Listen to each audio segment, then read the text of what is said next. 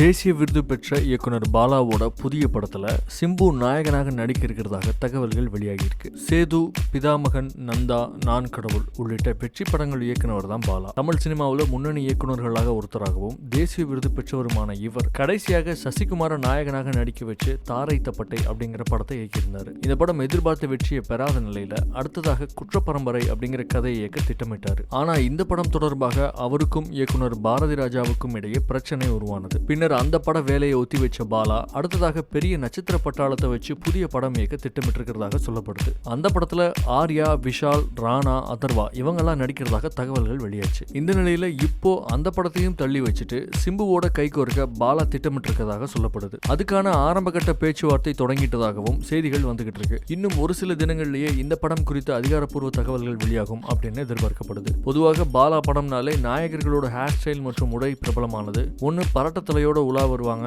இல்லைன்னா ஒட்ட வெட்டிய முடியோட திகில் கிளப்புவாங்க. அதோட அழுக்கு படிந்த மனிதர்களாக நாயகர்களை அடையாளம் தெரியாம மாத்திடுறதுல வல்லவர் பாலா. அந்த வகையில இந்த புது படத்துக்காக சிம்புவை எப்படி எல்லாம் மாத்த போறாரோ அப்படிங்கிற எதிர்பார்ப்பு இப்பயே அவரோட ரசிகர்கள் மத்தியில அதிகமாயிடுச்சு. இப்ப சிம்பு ஆதிக் ரவிச்சந்தர் இயக்கத்துல அன்பானவன், அசராதவன், அடங்காதவன் அப்படிங்கிற படத்தில் நடிச்சு வராரு. இது தவிர கௌதம் மேனன் இயக்கத்துல சிம்பு நடிச்ச அச்சம் என்பது மடமேடா அப்படிங்கிற படம் இந்த மாத இறுதியில் ரிலீஸ் ஆக இருக்கிறதும் குறிப்பிடத்தக்கது.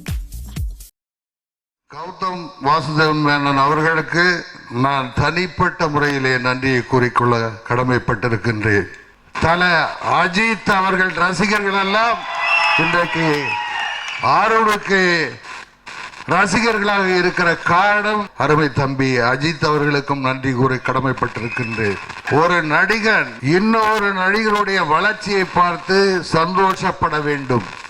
அதுதான் அஜித், அதுதான் தல. அவருக்கு நானும் அருணும் என்றென்றைக்கும் நன்றி கடன் பட்டிருக்கின்றோம்.